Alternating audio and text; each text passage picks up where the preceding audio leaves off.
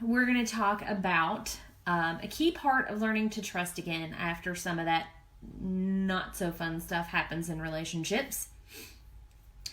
And when I tell you the topic, I know what you're going to say. Or, well, I know what you might say. You might say, well, that's what everybody says and that doesn't work for me. Or you might say, I've tried that. It doesn't work for me. And if those are things, if those are things that you say after I tell you the topic, stick around. This might not be what you're expecting. I will probably surprise you. So just a brief introduction. I am Melody Morris. I am a relationship coach and expert. I help frustrated females. Let me try that again. Okay, here we go. I help frustrated females with trust issues after relationships learn to ditch their doubt and attract happy and healthy relationships. There, got it right. Awesome. Okay, so the topic today is actually forgiveness, which is a huge part of learning how to trust again. And there seems to be this common misconception that forgiveness is all or nothing. It's black and white. You either forgive and forget, or you hold a grudge and hang on to that, pain, and it slowly poisons you for the rest of your life. And I've heard that a lot, but I believe there's another alternative. I believe there's a third option. We're not going to talk about that third option. Well, I'm going to briefly mention that third option, but we're going to go into detail on it a little bit later. So that third option is acceptance. What we can do if, we don't want to just forgive and forget, which honestly is really not all that healthy.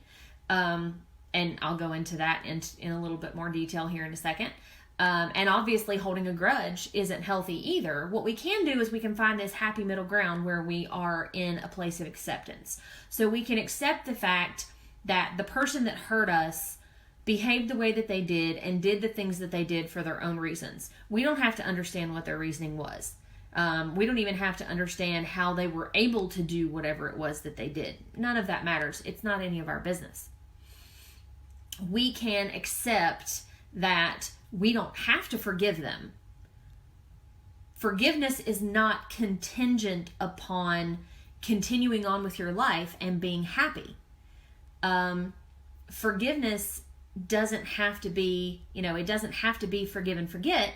There are varying levels of forgiveness. We can accept the fact that, like I said, we can go on and live happy, healthy lives, whether that person is sorry or not. Whether they're sorry or not isn't really any of our business.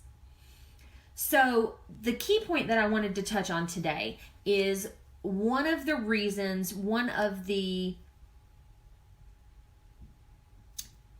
motivations behind forgive and forget. So there are a couple of different ways that you can forgive. The one that I want to talk about today is what I call 2 cents forgiveness. So I call it 2 cents forgiveness for 2 reasons. 1, 2 cents forgiveness is cheap. 2 cents forgiveness doesn't require any kind of energetic exchange between you, the person who is hurt, and the person that hurt you. There's no energetic exchange, so you forgiving them is really cheap. Because there's nothing required back in return from them. For 2, I call it 2 cents forgiveness because the majority of the time when we forgive that easily, when it's something really, really big, a lot of times we feel like we have to kind of give that person our 2 cents while we're forgiving them. So that's why I call it 2 cents forgiving, or 2 cents forgiveness rather.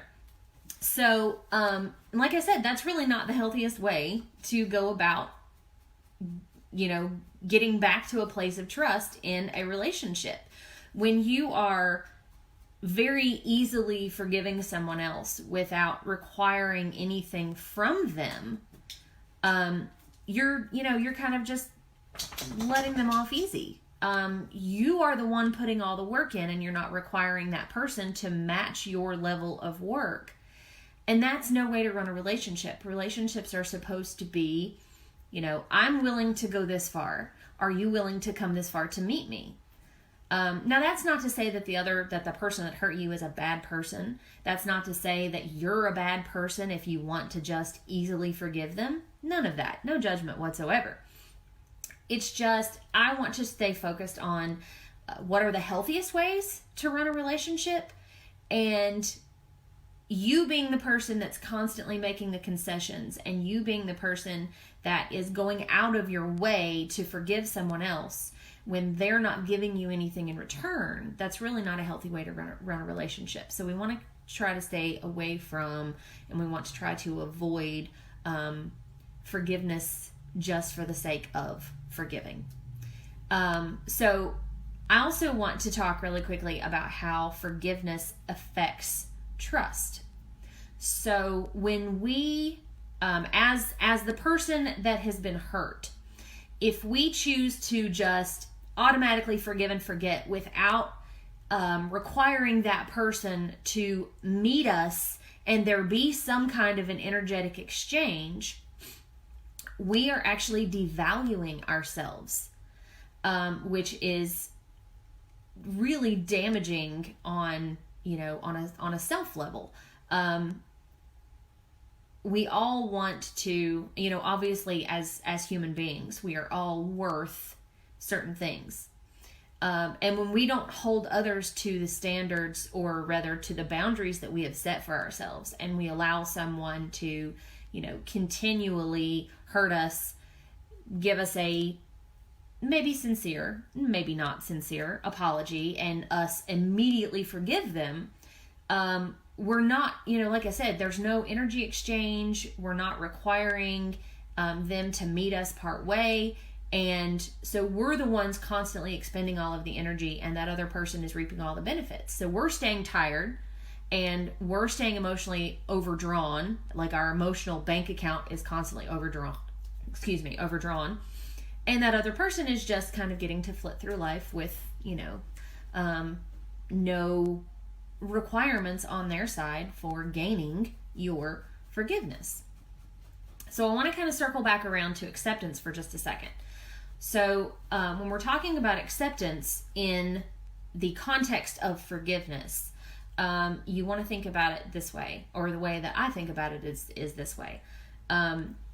So I don't have to, and I choose not to, make concessions and make it easy for someone to stay in my life if they're not going to respect my boundaries. So if I have a boundary that I expect honesty, and I have someone lie to me, and they've done it multiple times, if I continue to just automatically forgive them, I'm condoning that behavior. I'm telling them, okay, well, I've set a boundary that I expect people to be honest with me. You're not being honest with me, but it's okay. I'm going to go ahead and forgive you. There's no consequences. You're an exception. I'll forgive you automatically every time you're dishonest with me, even though that's a boundary that I say that I've set for myself. So in honoring our own boundaries, isn't it healthier for us to say, okay, I have set this boundary, and I've said that my expectation for myself is that I have people in my life that are honest with me.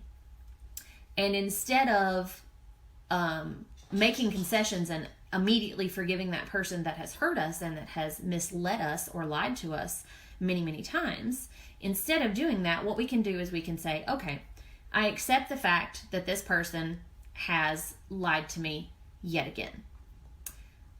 Their motivations don't matter. We're not worried about that. None of that is our business. I accept the fact that I no longer have to allow this person to continue to be dishonest with me if I don't choose to. Okay? I can also accept the fact that I have not, up to this point, made that boundary of wanting honest people in my life, or not allowing dishonest people to stay in my life. I can accept the fact that I have not enforced that boundary. So then it becomes a question of, okay, so Is it better for me to keep this person in my life and continue to forgive them easily and let them, continue to behave in that way? Or is it better for me to just kind of pull away a little bit? Is it better for me to honor that boundary and say, okay, you are choosing to behave in that way, and that's fine. If that's how you choose to behave, that's fine. I am choosing to not allow you to be as close to me because I can't trust you. So now we're honoring that boundary.